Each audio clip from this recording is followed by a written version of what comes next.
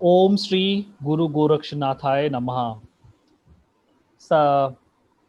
सर्वप्रथम इस 2 दिवसीय वेबिनार के द्वितीय सत्र विशेष सत्र के मुख्य अतिथि परम आदरणीय मेरे गुरुवर, मेरे मार्गदर्शन और मेरा शोध कार्य का आधार जिनकी देन है, professor Rana PB Singh sir को मैं प्रणाम करता हूं। सर की तीर्थ पर्यटन के क्षेत्र में किए गए शोध कार्य की तुलना किसी से नहीं की जा सकती है। सर ने भारत सहित विश्व के अनेक देशों में तीर्थों का भ्रमण एवं उस पर लेखन का कार्य किया है जो अद्वितीय है। सर को मैं पुनः प्रणाम करता हूं और आज जो है वो सर के साथ मेरा ज्वाइंट प्रेजेंटेशन है। इसके उपरांत आज के सत्र के विशिष्ट अतिथि और सत्र के अध्यक्ष के रूप में परम आदरणीय प्रोफेसर एस के सिंह सर, अध्यक्ष भूगोल विभाग, दीनदयाल उपाध्याय गोरखपुर विश्वविद्यालय। सर को मैं प्रणाम करता हूं। सर के निर्देशन में निरंतर 2018 से कार्य कर रहा हूं, तो सर को प्रणाम है। और सर की ही देन है कि पूर्वांचल में भूगोल विभाग, गोरखपुर विश्वविद्यालय का भूगोल विभाग पहला विभाग बन गया है जहां पर पर्यटन भूगोल विषय के रूप में पढ़ाया जा रहा है। और सर के निर्देशन में अतिशीघ्र ही पर्यटन में डिप्लोमा कोर्स और धरोहर भूगोल, जो कि पर्यटन अध्ययन का आधार है, अतिशीघ्र प्रारंभ होने जा रहा है। ये सर का बहुत बड़ा योगदान है पर्यटन अध्ययन और पर्यटन के क्षेत्र में। एवं डॉक्टर उग्रसेन प्रताप सिंह सर, प्राचार्य बंधु डिग्री कॉलेज, आपको भी मैं सर प्रणाम करता हूं कि आपने यहाँ पुनः मुझे अवसर दिया बोलने के लिए।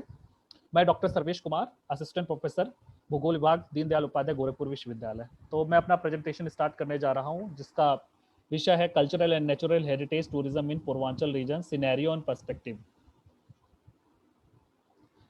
सबसे पहले मैं आप लोगों को बताऊंगा कि बेसिकली बताना चाह रहा हूं कि हेरिटेज और टूरिज्म के संबंध को कहीं ना कहीं जब हम पर्यटन की बात करते हैं तो पर्यटन में धरोहर जुड़ा हुआ है, क्योंकि जो भी चीजें जो भी पास्ट में, या कह सकते हैं कि जो पर्यटन के साथ अगर हम सबसे ज्यादा अगर पूरी दुनिया में पर्यटन कहीं देखा जाता है तो धरोहर के रूप में, कि धरोहर को जोड़ करके जो पर्यटन होता है वही हेरिटेज टूरिज्म है। यहाँ बताया गया है कि हेरिटेज क्या होता है। हेरिटेज नॉलेज अबाउट पास्ट, और कैसे पास्ट जो है नॉलेज और पास्ट और हेरिटेज जुड़ करके कैसे पर्यटन कर रहे हैं, इस स्लाइड में आपको दिखा रहा हूं। फिर हेरिटेज जो है maintain the relationship memories of our past, better consequences of present and future. यहाँ पर धरोहर को पास्ट में जोड़ करके जो पर्यटन के रूप में किस तरीके से, जैसे आपका कोई धरोहर शहर है, धरोहर स्थान है, वो कैसे पर्यटन के रूप में हो सकता है, यहाँ पर वो बताया गया। और प्रेजेंट, वर्तमान में जो है जो धरोहर स्थल है कैसे उसको डेवलप करेंगे, और फ्यूचर के लिए कैसे उसको पर्यटन के रूप में धरोहर पर्यटन को विकसित करेंगे, यहाँ पर इस मॉडल के थ्रू मैंने इस स्लाइड में आपको दिखाने की कोशिश की है। हेरिटेज टूरिज्म बेसिकली होता क्या है, ये 2 तरीके का होता है। पहला है सांस्कृतिक धरोहर यानी कल्चरल हेरिटेज, दूसरा है नेचुरल हेरिटेज यानी कि प्राकृतिक धरोहर। कल्चरल जो हेरिटेज है उसमें टेंजेबल होता है, जो मूर्त रूप में होता है, और इनटेंजेबल जो होता है अमूर्त रूप में होता है। तो टेंजेबल में है जैसे बिल्डिंग, जो भी आपके मोनूमेंट्स हैं, बिल्डिंग जो ओल्ड कोई स्थान है, कोई वहाँ पर कोई भवन है, कोई बिल्डिंग है जो 100 या 200 साल या उससे भी पुरानी है, वो कहीं ना कहीं आपके टेंजेबल कल्चरल हेरिटेज के रूप में आएगा। लैंडस्केप हो गया, बुक हो गई, कोई वर्क ऑफ आर्ट है, आर्टिफैक्ट्स है, ये सारी चीज़ें आपके कल्चरल धरोहर के रूप में होती हैं, जो कहीं ना कहीं टूरिज्म हेरिटेज टूरिज्म के लिए बहुत महत्वपूर्ण है। इसी तरीके इंटेंजिबल कल्चरल हेरिटेज है जिसमें फोकलोर है, ओरल हिस्ट्री है, ट्रेडिशन है, रिचुअल है, लैंग्वेज है, नॉलेजेस है, जो भी परंपराएं हैं, जो हमारी इतिहास, जो लिखित इतिहास है या जो कथा चली आ रही है, जो भाषा है, जो ज्ञान है, वो कहीं ना कहीं सांस्कृतिक धरोहर के रूप में है। जो ये बताने के पीछे का इसलिए कारण है क्योंकि जब आप हेरिटेज टूरिज्म की आप बात करते हैं तो वहां पर आपको सांस्कृतिक धरोहर और प्राकृतिक धरोहर दोनों को ध्यान में रख करके हेरिटेज टूरिज्म के डेवलपमेंट, उसके विकास, उसके कंजर्वेशन की बात करनी होती है। ये 6 वैल्यू एलिमेंट्स हैं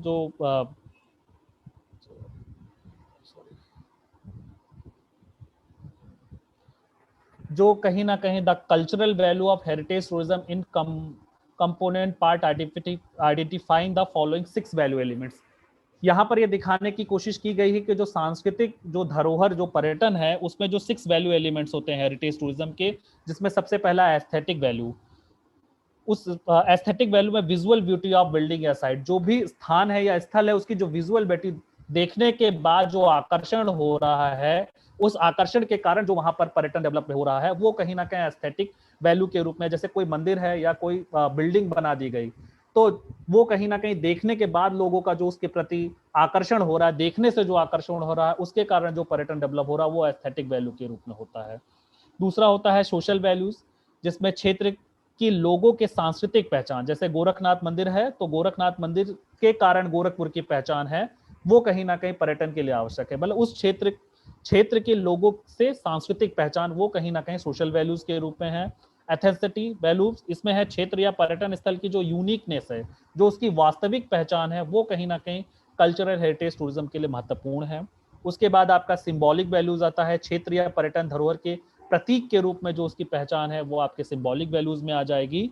हिस्टोरिकल वैल्यूज में जो है उसकी ऐतिहासिकता, जो स्थान है, स्थल है या प्लेस है या हेरिटेज साइट है, उसकी जो है ऐतिहासिक पहचान, उस धरोहर स्थल की जो ऐतिहासिक पहचान है, वो हिस्टोरिकल वैल्यूज में आ जाएगी। स्पिरिचुअल वैल्यूज में जो है सांस्कृतिक धरोहर के जो आध्यात्मिक मूल है, जो उसकी आध्यात्मिक या आस्था का जो उसका कहीं ना कहीं जो भाव है उस क्षेत्र के प्रति, उस स्थान के प्रति, वो कहीं ना कहीं उस एरिया में, उस क्षेत्र में पर्यटन के लिए महत्वपूर्ण है। तो ये 6 वैल्यू एलिमेंट्स हैं। हम पूर्वांचल की बात कर रहे हैं, तो पूर्वांचल में जो है या गोरखपुर में जो है, जो बेसिकली पूर्वांचल में जो पर्यटन देखने को मिलता है, वो ये 5 रूप में कहीं ना कहीं देखने को मिलता है, जिसमें प्रथम जो है वो नेचुरल हेरिटेज टूरिज्म है, यानी कि जो प्राकृतिक धरोहर पर्यटन के रूप में है, जिसमें अगर हम बात करते हैं गोरखपुर, तो बखरी झील है या फिर जो है रामगढ़ ताल है, वो एक नेचुरल हेरिटेज टूरिज्म के रूप में है। जब हम दूसरी तरफ बात करते हैं कल्चरल हेरिटेज टूरिज्म के, तो जो किसी स्थान पर जो कल्चर या जो ट्रेडिशन या जो परंपराएं जो बनती चली आई हैं, जो वहाँ की रही है, वो कहीं ना कहीं जब हेरिटेज के रूप में, जब वहाँ पर टूरिज्म का प्रमोशन होता है, तो वो कल्चर हेरिटेज, जैसे कि बात करते हैं अयोध्या में, तो अयोध्या भगवान राम की परंपरा से जुड़ी हुई जितनी भी वहाँ पर जो भी चीजें होती हैं, वो कहीं ना कहीं वहाँ के लिए वो कल्चरल हेरिटेज के रूप में है, और उसके थ्रू जो पर्यटन का विकास होता है या पिलग्रिमेज टूरिज्म का विकास होता है, वो आपका कल्चरल हेरिटेज के रूप में आता है। नेक्स्ट है रिलीजियस टूरिज्म, धार्मिक आस्था से जुड़ करके किसी धार्मिक स्थल का जो टूरिज्म या पर्यटन होता है, वो रिलीजियस टूरिज्म के रूप में होता है, जो कहीं ना कहीं पूर्वांचल में देखने को मिलता है। पिलग्रिमेज टूरिज्म में हम बात करेंगे तीर्थ यात्रा के रूप में, जो तीर्थ यात्रा होती है, जैसे बुद्धिस्ट सर्किट की या रामायण सर्किट की जो यात्रा होती है, वो एज ए पिलग्रिमेज टूरिज्म के रूप में है, वो भी आपको कहीं ना कहीं पूर्वांचल में देखने को मिलता है, या उसकी संभावनाएं हैं और उसको बढ़ाया जा सकता है। इसके बाद जो सबसे नया जो देखने में आया है, जो राणा सर चूंकि अभी कल विजिट किए हैं उस प्लेस पर और गए हैं, वो है लखनिया दरी, वो बनारस के पास में है, जो प्री हिस्टोरिक साइट है। तो उसको भी देखने के लिए बहुत से जो है पर्यटक वहां जाते हैं, क्योंकि वो प्री हिस्टोरिक साइट है, और उसका भी कहीं ना कहीं पर्यटन के क्षेत्र में उसका भी महत्वपूर्ण योगदान है। अगर हम गोरखपुर की बात करते हैं कि why tourism development important for Gorakhpur, Gorakhpur में जो है पर्यटन विकास क्यों आवश्यक है, अगर इसको इसको जानना चाहते हैं, या इसको कि क्यों आवश्यक है, उसमें है पहला जो सबसे महत्वपूर्ण है कि इम्पोर्टेंट, जो गोरखपुर है वो इम्पोर्टेंट सेंटर फॉर नाथ पंथ इन द वर्ल्ड। जो गोरखपुर है वो पूरी दुनिया में नाथ पंथ का एक सेंटर के रूप में है, जो कहीं ना कहीं पर्यटन, तीर्थ पर्यटन या रिलीजियस टूरिज्म के लिए महत्वपूर्ण है। दूसरा है important destination for Buddhist circuit, जो है गोरखपुर जो है वो कहीं ना कहीं जो बुद्धिस्ट सर्किट जो आपका चलता है, जो भगवान बुद्ध के जन्म स्थल से लेकर के उनके महापरिवार स्थल की जो यात्रा चलती है, वो कहीं ना कहीं बुद्धिस्ट सर्किट कहलाती है। तो उसको जोड़ करके जो चल रही, उसमें जो है गोरखपुर क्या कहते हैं आपका इंपॉर्टेंट एक डेस्टिनेशन के रूप में है, जहाँ पर जो यात्री आते हैं या टूरिस्ट, विदेशी या देशी जो टूरिस्ट आते हैं, वो कहीं ना कहीं हॉल्टिंग का काम करते हैं और वहाँ से वो सर्किट में आगे बढ़ते हैं। उसके बाद है connecting junction of Nepal for foreign tourist from India, जो भी विदेशी टूरिस्ट भारत से जो नेपाल की तरफ जाते हैं, वो कहीं ना कहीं विदेशी टूरिस्ट खासतौर से वो कहीं ना कहीं गोरखपुर में हाल्ट करते हैं, वो कहीं ना कहीं उनका हाल्ट पॉइंट होता है। तो ये भी कहीं ना कहीं जो है कह सकते हैं कि इम्पोर्टेंट है। नेक्स्ट है कि वह जो है गोरखपुर क्यों, और अगला है कि world biggest publishing centre of Hindu religious book. ठीक है, जो 14 भाषाओं में जो हिंदू जो धार्मिक किताबें हैं, वो गोरखपुर से ही छपती हैं, जिसमें कि गीता प्रेस जो है कहीं ना कहीं इंपॉर्टेंट सेंटर के रूप में है। तो उस तरीके से देखेंगे कि उसको जोड़ करके इंडस्ट्रियल हेरिटेज के रूप में भी जोड़ करके अगर देखेंगे, तो गोरखपुर में भी टूरिज्म या पर्यटन की अपार संभावनाएं हैं। तो ये 4 ऐसे महत्वपूर्ण कारक है जो कहीं ना कहीं गोरखपुर में पर्यटन के लिए, पर्यटन के विकास और उसकी संभावनाओं को की ओर अग्रसर कर सकते हैं। पूर्वांचल की बात करते हैं, पूर्वांचल का मैप है जिसमें गोरखपुर, अयोध्या और वाराणसी है, और तीनों जब इनको मिलाने पर जो ट्रायंगल बन करके आ रहा है उसको यूज किया गया है गोल्डन ट्रायंगल। त्रिकोण, स्वर्ण त्रिकोण की अगर बात की जा रही है उस रूप में कहीं ना कहीं ये दिखाई देता है। तो अगर इस त्रिकोण को मान करके और त्रिकोण को लेकर के अगर यहाँ पर पर्यटन का विकास किया जाता है, या इनको जोड़ करके इन तीनों क्षेत्रों में अगर पर्यटन का विकास किया जाता है, या तीनों क्षेत्रों को जोड़ करके तीर्थ पर्यटन या धार्मिक पर्यटन को कहीं ना कहीं बढ़ावा दिया जाता है, तो ये पूरे पूर्वांचल के लिए बहुत महत्वपूर्ण है। Ayodhya the city of Raghunath जो भगवान श्री राम है, Varanasi the city of Vishwanath जो भगवान शिव हैं, और Gorakhnath the city of Gorakhnath महायोगी। तो तीनों नाथ जो है, रघुनाथ, विश्वनाथ और गोरखनाथ के जो ये मिला हुआ जो समीकरण या त्रिकोण जो बन करके आ रहा है, वो कहीं ना कहीं इस क्षेत्र में धार्मिक या पिलग्रिमेज टूरिज्म को बढ़ावा दे सकता है। बात करेंगे गोरखनाथ मंदिर की। जो ये पिक्चर आपको दिखाई दे रही नीचे जो है वो पिक्चर है वो खिचड़ी मेला की है, जो यहाँ का महत्वपूर्ण पर्व है। और लोग जो है, जो भी यात्री आते हैं, जो तीर्थ यात्री आते हैं, वो खिचड़ी चढ़ा रहे हैं खिचड़ी फेस्टिवल में। गोरखनाथ मंदिर जो है वो नाथ संप्रदाय का विश्व का सबसे बड़ा केंद्र है, क्योंकि महायोगी गुरु गोरक्षनाथ जी की ये तपस्थली है, और यहीं से नाथ पंथ का प्रसार पूरे विश्व में हुआ था। 11वीं शताब्दी से ये मंदिर जो है इसकी निरंतरता बनी हुई है, और आज यहाँ विश्व के अनेक देशों और अनेक राज्यों और भारत में अनेक राज्यों के तीर्थयात्री महायोगी जी की तपस्थली का दर्शन करने के लिए आते हैं। गोरखनाथ मंदिर में जो महंत परंपरा है वो भी अति प्राचीन है, और वर्तमान में जो इसके महंत हैं वो महंत श्री योगी आदित्यनाथ जी है, जो उत्तर प्रदेश के मुख्यमंत्री भी हैं। इसके अलावा जो सांस्कृतिक पर्यटन की दृष्टि से मंदिर का विशेष महत्व है। यहाँ का जो मैंने जैसा अभी बताया कि जो खिचड़ी मेला सबसे महत्वपूर्ण है, जिसमें भारत और विदेशों से लाखों श्रद्धालु आते हैं और खिचड़ी चढ़ाते हैं। मकर संक्रांति के दिन ये आयोजित किया जाता है। इस तरीके से अगर देखेंगे तो टेंजिबल और इंटेंजिबल कल्चरल हेरिटेज दोनों रूपों में अगर देखेंगे तो मंदिर की जो भव्यता है, जो मंदिर का आकर्षण है, मंदिर में जो दर्शन है, वो टेंजिबल कल्चरल हेरिटेज के रूप में है, और जो यहाँ पर जो परंपराएं, जो ट्रेडिशन और जो मेले आयोजित किया जाते हैं वो इंटेंजिबल कल्चरल हेरिटेज के रूप में है, जिसको कहीं ना कहीं प्रमोट करके जो है देश और विदेश स्तर पर यहाँ पर पर्यटन के क्षेत्र में इसको और बढ़ाया जा सकता है।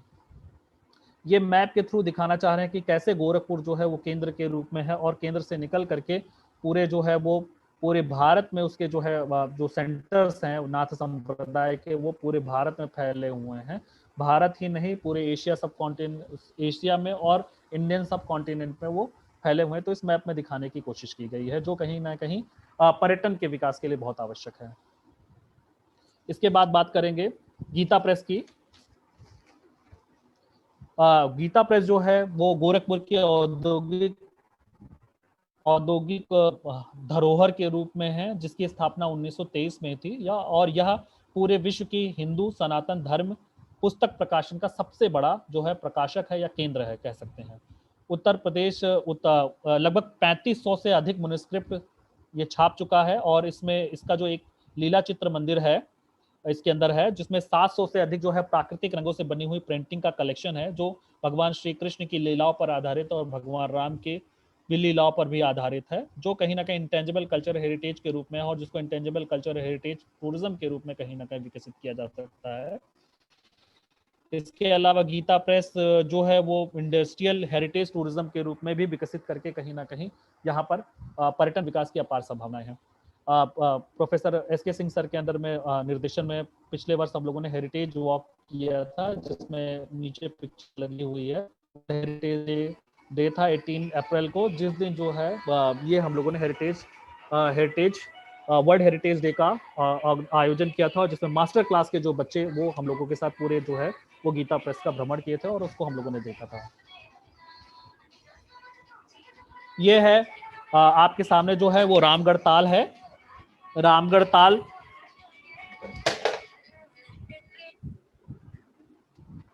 क्षमा करिएगा, रामगढ़ ताल गोरखपुर का प्राकृतिक धरोहर स्थल है।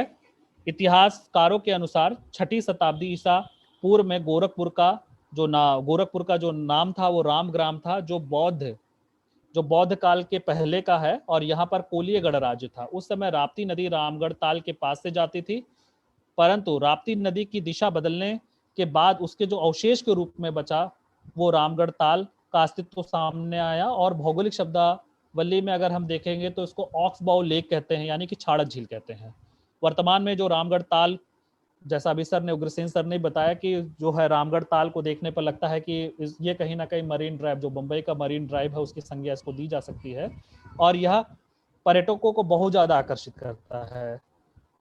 नेशनल ग्रीन ट्रिब्यूनल ने जो है इस ताल को जो है प्राकृतिक, इसकी जो प्राकृतिक विशेषता और इसकी जो जैव विविधता को संरक्षित करने के लिए कई रूल और रेगुलेशन बनाए हैं। और इस समय रामगढ़ ताल प्राकृतिक धरोहर पर्यटन या इको टूरिज्म के दृष्टि से गोरखपुर के लिए बहुत महत्वपूर्ण है। यहाँ मैंने कुछ उसकी पिक्चर लगाई है, जैसे कि नीचे जो पिक्चर है उसमें जो है वहाँ पर जो बोटिंग लोकल पीपल डेली शाम को करते हैं। चूंकि मैं उसके पास ही रहता हूँ तो मैं देखता हूँ कि वहाँ पर बहुत ढेर सारे पर्यटक आते हैं। और दूसरी तरफ आप देखेंगे वाटर और लाइट शो हो रहा है।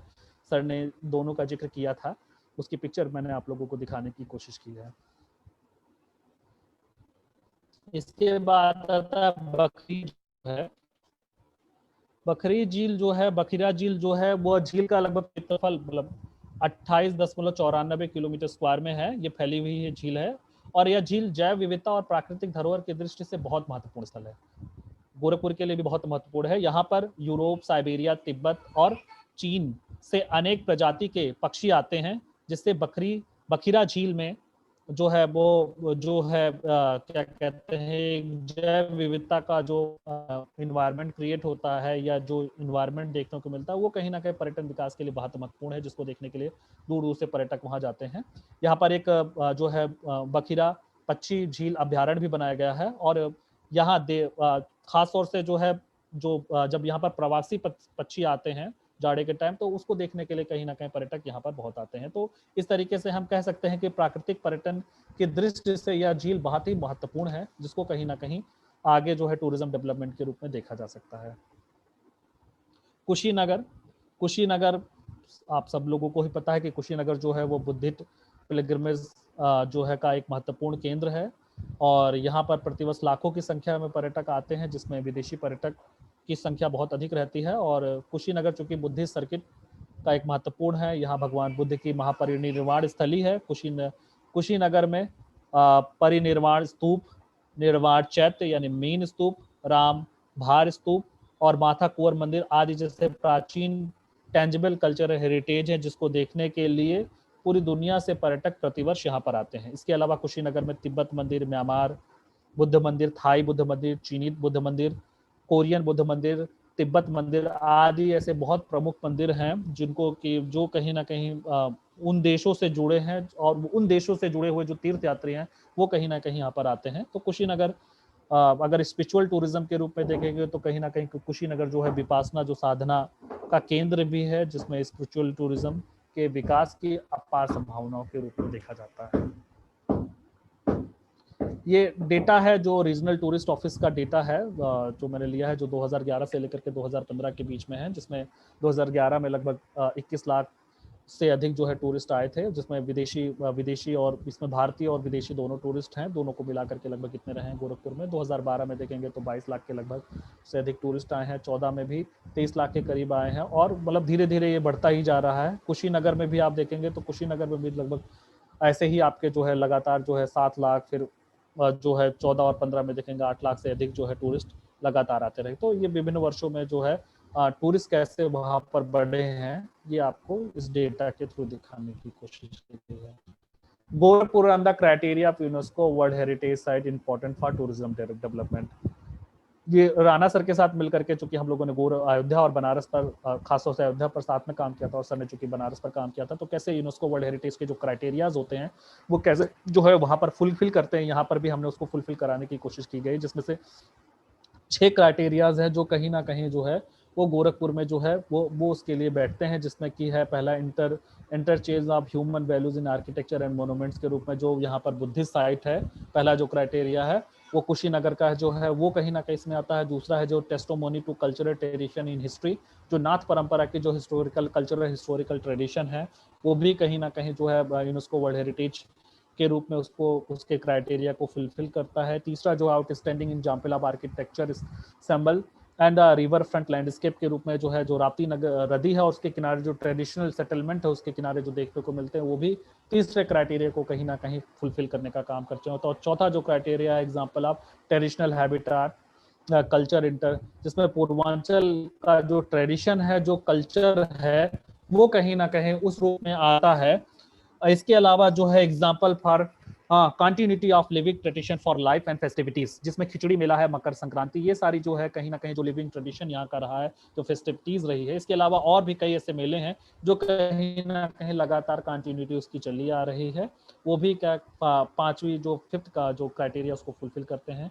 छठा criteria beauty of nature phenomena aesthetic important Ramgarh, जिसमें कि आपका रामगढ़ ताल और आपका बखीरा झील जो है वो कहीं ना कहीं इसमें आपका आता है। तो इस तरीके से इन 6 क्राइटेरिया को हम लोगों ने कोशिश की है कि कैसे जो है यूनेस्को वर्ल्ड हेरिटेज में इसको लेकर के जाएंगे, जिससे कि यहाँ पर जो है टूरिज्म का विकास हो सके। पूर्वांचल विकास बोर्ड की मीटिंग पिछले साल हुई थी जिसको मैंने अटेंड किया था, उस दौरान मैंने काफ़ी डिस्कशन किया था, जिसमें कुछ कंटेम्प्रोरी और क्रिटिकल इश्यूज निकल करके आए थे कि पूर्वांचल में जो है टूरिज्म डेवलपमेंट का कैसे काम किया जाएगा, जिसमें जो उसके कंटेम्प्रोरी क्रिटिकल इश्यूज हैं उसमें है, पहला है need to properly integrated to development plan for culture and natural release. जो निकल के आया कि जो खास तौर से गोरखपुर और पूर्वांचल रीजन में जो है वो जो कल्चरल नेचुरल और रिलीजियस और हेरिटेज रिलीजियस और जो पिलग्रिमेज टूरिज्म है उसमें कहीं ना कहीं आपस में डेवलप इंटीग्रेशन एक जुड़ाव बनाया जाए, जिससे कि वो डेवलपमेंट अगर जोड़ करके डेवलपमेंट प्लान बनेगा तभी इस क्षेत्र में पर्यटन का विकास हो सकता है। इसके अलावा जो है वो preparation of DPR detail project report की आवश्यकता है पूर्वांचल के लिए, जिसमें जो पूर्वांचल में जो तीनों गोरखपुर, अयोध्या और आपका जो बनारस, तीनों जो है आपके शहरों को अगर जोड़ करके बनाया जाए, जिसके केंद्र में गोरखपुर को रखा जाए और एक डीपीआर डिटेल प्रोजेक्ट रिपोर्ट बनाया जाए, तो कहीं ना कहीं डेवलपमेंट का यहाँ पर काम किया जा सकता है। इसके अलावा needs to proper coordination between all regional tourism office of better planning for tourism in Purvanchal region. जो भी यहाँ के जो टूरिस्ट, मैंने चूंकि ये मेरा प्रैक्टिकल अनुभव रहा है कि जो भी यहाँ के रीजनल टूरिस्ट ऑफिस हैं उनके आपस में कोऑर्डिनेशन ठीक से ना होने के कारण कई बार जो है वो पर्यटन के लिए जो प्लानिंग बनती है वो बेटर नहीं हो पाती, इसलिए इनके बीच में कहीं ना कहीं कोऑर्डिनेशन की बहुत ज़रूरत है और उसको अगर अच्छा किया जाएगा तो इस क्षेत्र में जो है वो पर्यटन का विकास हो सकता है।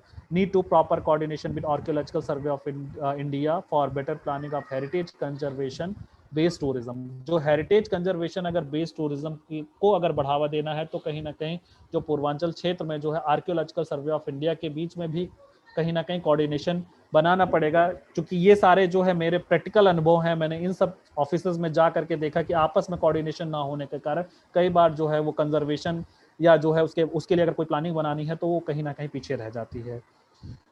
अगला है कि in Purvanchal region most of the heritage site and monuments are dilapidating and are in a bonding condition due to lack of the proper strategy for conservation and preservation। ये भी कहीं ना कहीं आर्कियोलॉजिकल सर्वे ऑफ इंडिया और local people और जो वहाँ के एडमिनिस्ट्रेशन उनके साथ जुड़ा हुआ है कि उनके बीच में कोऑर्डिनेशन ना होने के कारण जो धरोहर की उनकी दशा बड़ी खराब है। और बहुत से धरोहर अगर फैजाबाद में भी आप अयोध्या में भी देखेंगे जो बहुत ओल्ड हेरिटेज मोनूमेंट्स हैं जो कहीं ना कहीं बहुत ख़राब कंडीशन में है, वही सेम कंडीशन गोरखपुर में और बनारस में भी है। तो ये भी कहीं ना कहीं इंपॉर्टेंट है कि इस तरीके से अगर कोऑर्डिनेशन बनेगा तो कहीं ना कहीं पर्यटन विकास हो सकता है। फॉरेन में फॉर्मेशन ऑफ हेरिटेज सेल बनाने की म्युनिसिपल कॉर्पोरेशन में ज़रूरत है गोरखपुर में, अयोध्या में, बनारस में, जिससे कि कहीं ना कहीं पूर्वांचल का विकास हो सके, उसका कंजर्व और जो हेरिटेज साइट है उनका कंजर्वेशन हो सके, उनका डॉक्यूमेंटेशन हो सके और प्लानिंग हो सके टूरिज्म डेवलपमेंट के लिए। इसके बाद है lack of optimal and rationally required basic facilities. मतलब इन एरिया में आप देखेंगे कि जो तीर्थ यात्री आते हैं या टूरिस्ट, उनके लिए कम से कम जो रेशनल जो चीज़ें उनको कम से कम जो आवश्यकताएं हैं वो मूलभूत आवश्यकताएं जो होती हैं उसको कहीं ना कहीं उसकी कमी है, उसको कहीं ना कहीं यहाँ बढ़ाने की ज़रूरत है। इसके बाद प्रोस्पेक्ट एंड पोटेंशियल के रूप में देखेंगे 3 factors important for coordination of any type of tourism development planning, जिसमें पहला है लोकल कल्चर, इन्वायरमेंट और पिलग्रिम टूरिस्ट फैसिलिटीज। ये 3 ऐसी चीज़ें हैं जो कहीं ना कहीं किसी एरिया में, खासतौर से अगर हम गोरखपुर की बात करेंगे तो वो कहीं ना कहीं पर्यटन क्षेत्र में विकास के लिए बहुत आवश्यक है। Promotion of local tradition, art, craftsmanship, Purvanchal region in Gorakhpur, handloom, terracotta Ayodhya में मूर्ति कास्टिंग हो गए, गोरखपुर में सर से भी SK सिंह सर से कल में हम लोग बात कर रहे थे कि औरंगाबाद क्षेत्र में जो है वो जो है टेराकोटा की बहुत अब कहीं ना कहीं tangible culture, intangible culture heritage के रूप में है, और वो कहीं ना कहीं पर्यटन की दृष्टि से बहुत इंपॉर्टेंट है, तो उसको भी कहीं ना कहीं प्रमोट करने की आवश्यकता है। इसी तरीके अयोध्या में मूर्ति कास्टिंग, स्कल्पचरिंग, और बनारस में जो है वो वुडन टॉयज का है और साड़ीज का है, ये कहीं ना कहीं इसको प्रमोट किया जाएगा ग्लोबल रूप में। तो local to global, from local to global, तो वो कहीं ना कहीं जो है पर्यटन के विकास में अपनी महत्वपूर्ण रोल अदा करेगा। Need to promote cultural heritage site in remote areas, provide better chance to enhance the local economy based on tourism. जो आपके रिमोट एरियाज में है, अगर वहां पर जो हेरिटेज, कल्चरल हेरिटेज है, उसको अगर प्रमोट किया जाता है रिमोट एरियाज में, तो कहीं ना कहीं वहां की जो लोकल इकोनॉमी है उसको बढ़ाने का काम करेगा, जो कहीं ना कहीं पर्यटन के लिए बहुत महत्वपूर्ण है। Promotion of intangible cultural heritage Purvanchal region, UNESCO world heritage heritage khichdi in Gorakhpur, Sawan Jhula in Ayodhya, this is the important for local economy and earning of the foreign money. Khichdi मेले की बात मैंने गोरखपुर में की है, सावन झूला मेले की बात की है अयोध्या में, तो ये कहीं ना कहीं ये अगर विकसित किया जाता है तो ये लोकल इकोनॉमी को बढ़ाएंगे, क्योंकि उसको देखने के लिए विदेशी आएंगे, और उस एरिया में अगर पर्यटन का विकास होगा तो वो कहीं ना कहीं लोकल लोग हैं उनकी अर्निंग को बढ़ाने का काम करेगा। रामगढ़ ताल और बखीरा लेक जो है वो कहीं ना कहीं अभी मैंने जिक्र किया कि नेचुरल डाइवर्सिटी, बायोडाइवर्सिटी वहाँ पर बहुत ज़्यादा है, जिसको कहीं ना कहीं नेचुरल हेरिटेज साइट के रूप में उसको अगर विकसित किया जाता है तो कहीं ना कहीं वहाँ पर जो हेरिटेज टूरिज्म के रूप में वो कहीं ना कहीं प्रमोट करके और इस एरिया में जो है पर्यटन का विकास किया जा सकता है। इसके अलावा पिलग्रिमेज टूरिज्म की सबसे ज़्यादा अपार संभावना इस क्षेत्र में है, जैसे कि मैंने जिक्र किया है तक बुद्धिस्ट सर्किट के रूप में। उसके अलावा यहाँ पे जैनिज्म सर्किट भी आप देख सकते हैं कि अयोध्या, बनारस और गोरखपुर को जोड़ करके कहीं ना कहीं जैनिज्म सर्किट को भी डेवलप किया, क्योंकि तीनों सेंटर पर जो है जैन तीर्थकों का जो है वो बर्थ प्लेस रही है, और ये जोड़ करके यहाँ पर पिलग्रिम टूरिज्म की अपार संभावना है। बस इसी के साथ मैं अपनी वाणी को विराम दूंगा। बहुत बहुत धन्यवाद, थैंक यू। इसके बाद जो है प्रोफेसर आनंद सर जो है आगे कंटिन्यू करेंगे, तो मैं सर से अनुरोध करूंगा कि अब इसके बाद वो आगे कंटिन्यू करें। बहुत बहुत धन्यवाद, नमस्कार।